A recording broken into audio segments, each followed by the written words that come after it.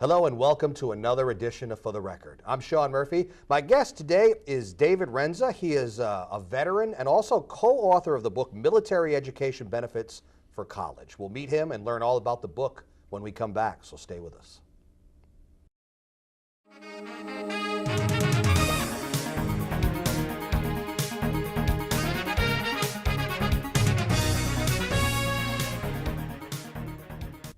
Welcome back to For the Record. I'm Sean Murphy. My guest today is David Renza, military veteran, and also co-author of the book Military Education Benefits for College. First time on the show, so welcome to the show. Good afternoon, Sean. Pleasure to be here today. How does a veteran, a military man, decide that he wants to be an author?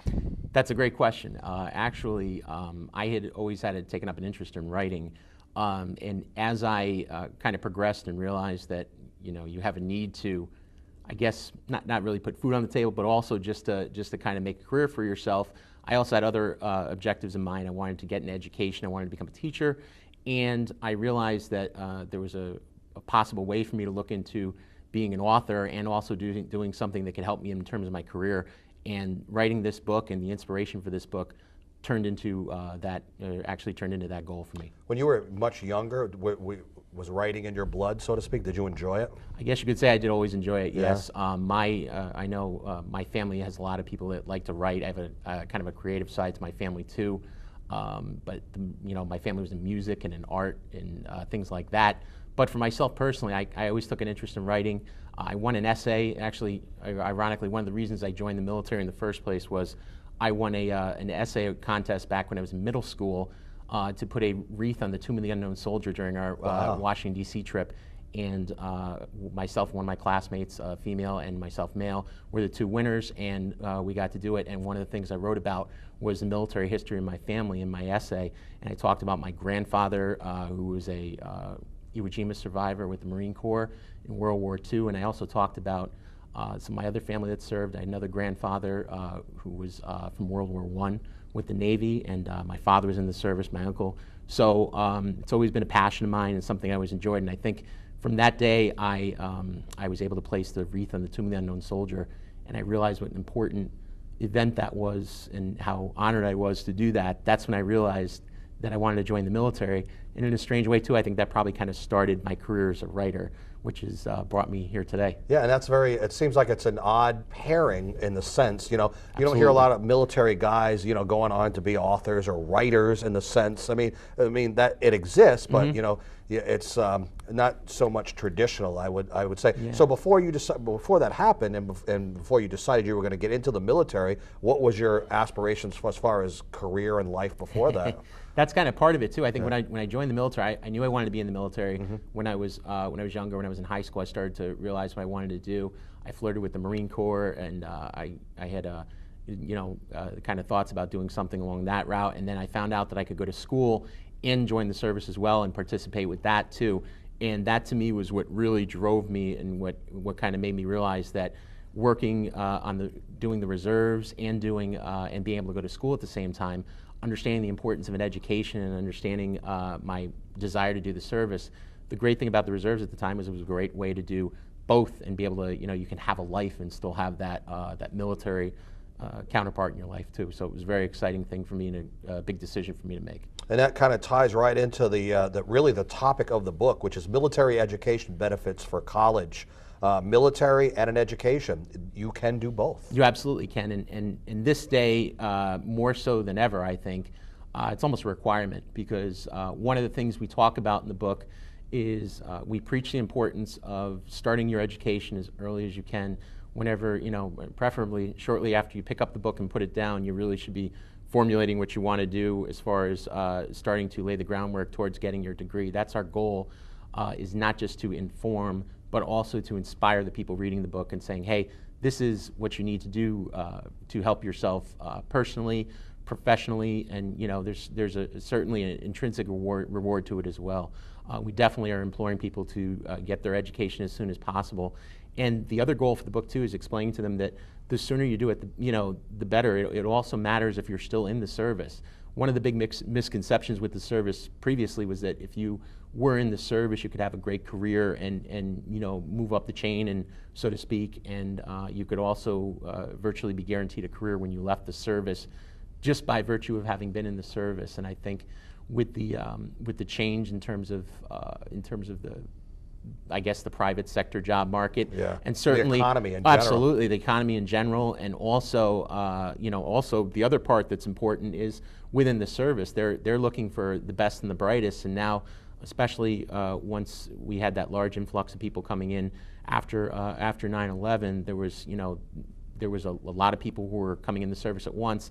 Now, as the military is starting to downsize again, they're going to look for the best and the brightest. Right, and they get to be selective. Absolutely, they definitely have the power of selectability. But isn't that a catch-22? How do you get the education? But even if you want to make a career out of military life, how do you do both? It's a great question. Without being in just the reserves. That's a great question, Sean. I'll be honest with you too. Even with the reserves, it's difficult because, as you know, once September 11, 2001 hit, that changed. That was a game changer, as they like to say.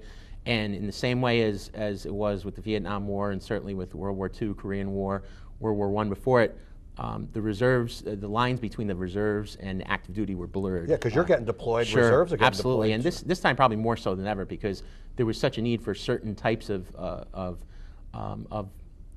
troops and where they were going to be sent. So that became kind of certainly, like you said, a catch-22.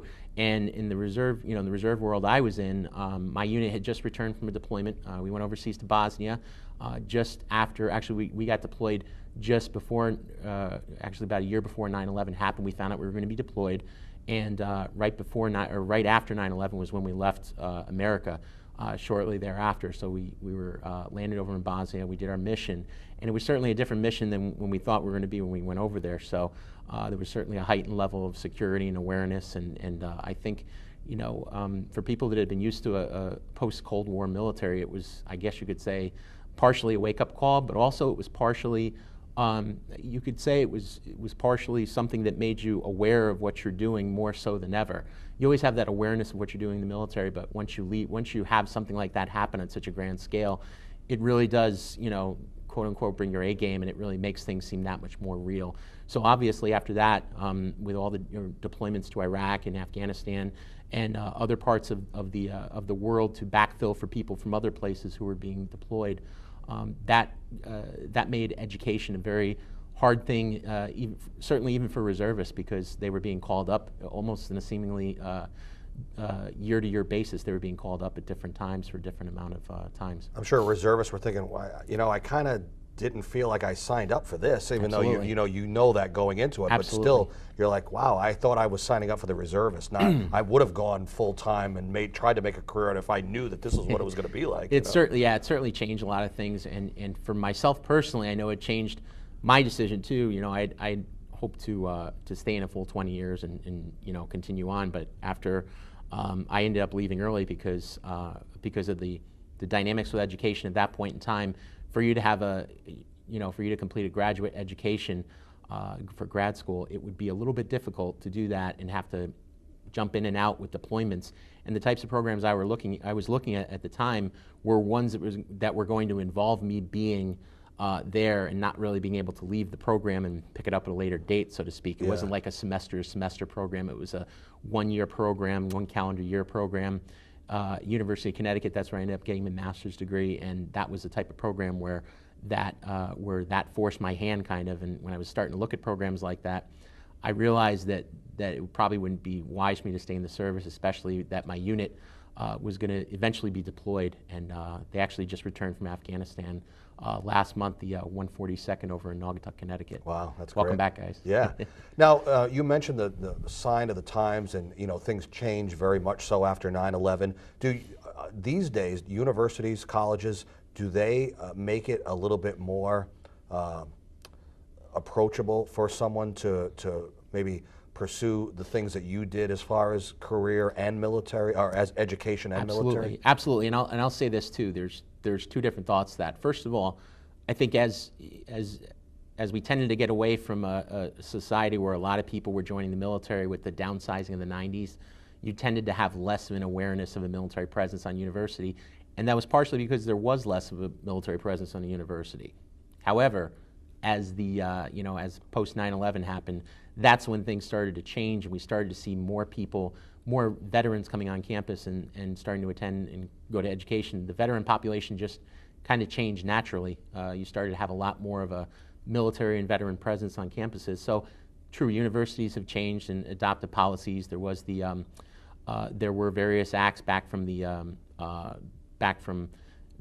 original Gulf War, where they had changed things so that to make it easier for the Soldiers and Sailors Relief Act, to make it easier for people to come back and go to school who were deployed overseas and come back and go to their jobs afterwards. So things like that made a difference and changed things. And I know, even on that end, sometimes education as a whole, I guess, is slow to react to things like that because they have their own standards. But now I know, even myself working in a university, I know that there certainly are concessions made to help and make sure that we're giving the most possible to veteran students and students have those conflicts. What about the fact that it's not just brick and mortar universities anymore? Online, that's a game changer. Absolutely, right there. Sean, that certainly is. And that actually was my second point. The fact that online schools, the proliferation of online and distance learning programs has had a huge impact on the veteran population, the veteran student population in particular. Like I said, when I had left the service, I didn't have too many alternatives. The advent of online education to what it is right now was not as robust and was not as available and as remarkable, certainly a great thing to have as it is right now. And it wasn't as plentiful, and therefore it made it difficult for someone like myself to commit to a program and go and take courses. Had something like this existed and to this level when I was planning on leaving the service and looking towards graduate education, you'd have your PhD by now, right? not even that. I would say, suffice to say, I might have considered staying in because I would have known that I had other alternatives, and if I was overseas, maybe there was a chance that not only it would be easier for me to to be able to stop school and continue onward, it also would be, to the case where right now I could tell you that I work day to day with folks that are still deployed, not just veteran students, but also still active students that are deployed elsewhere and able to continue school, even from combat zones like over in Afghanistan. Just to switch to put on your author hat for a second. Absolutely.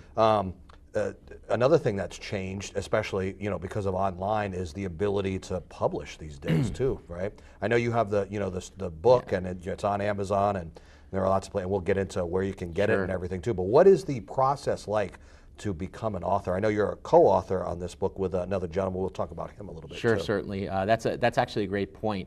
One of the things I do want to say certainly is I want to mention my publisher, Savas Beatty. They've been wonderfully supportive. They publish numerous military titles every year, seemingly on a growing basis, and other titles of interest, and they've been great. I will say that had I considered going to another publisher, that there's a very good chance that I might have just had the book published recently, or may even still have been fighting to get it published. And considering the time-sensitive material in this book, with the advent of the post 9/11 GI Bill happening very shortly before the published date of the book, we knew that it was important for it to get out as soon as possible. So I would say publishing has kind of taken on a lot more of a cottage industry type of approach, and there's a couple different factors with that. Certainly the advent of self-publishing and the kind of the upstart with that has taken effect of that.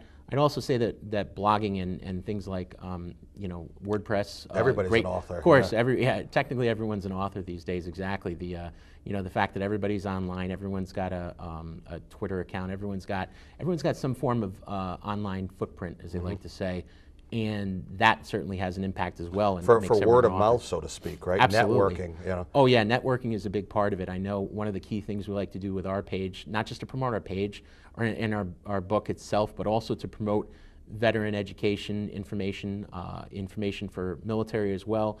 We put on, we have a Twitter page and a Facebook account for the book. Which you have to have. You have to, you absolutely do. It's almost, I guess you could say, for some people it's a necessary burden. For me, I do have a personal Facebook page I use for keeping in touch with friends and family, but for that matter, the book page goes on and speaks about information regarding veteran education benefits and also active military dependents. And also the other thing it talks about too is it talks about the book. We're able to promote appearances like this. I know we'll put information on this when we go live. Put the video on. Yeah, absolutely, certainly. You got a lot of likes on that page so far? We do. We have actually. We're just over or just closing in on 1,000 likes for Facebook, and we have some followers on Twitter. Nice. We're working on that too. I know some of our key followers we've been having We have some folks who work with the Senate Armed Services Committee.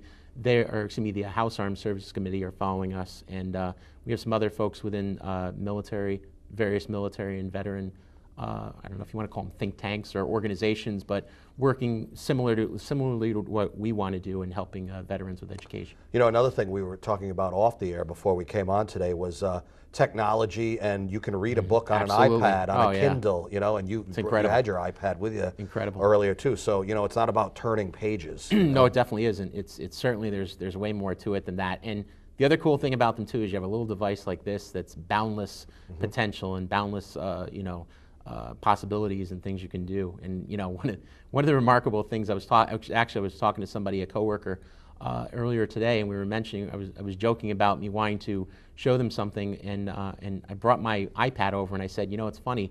Here I am complaining about bringing this big old laptop over to your desk, and I bring an iPad. Now. Those are clunky, and the thing's 5 pounds, so I really have no right to complain, because 10 years ago I can remember a laptop being probably twice that weight. I know.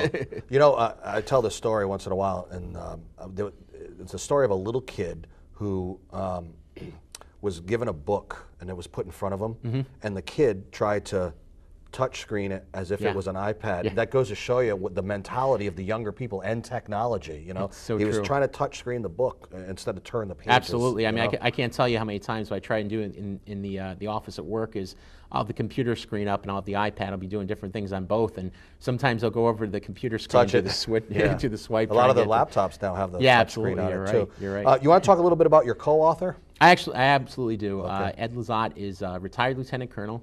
He was also in the Army National Guard. He served up in Massachusetts, and he was also active duty Army before that.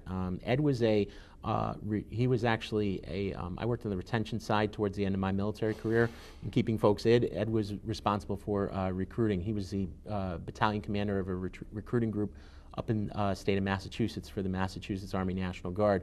And Ed, you know, had the same beliefs I did in military education, and we both pursued the idea for the book.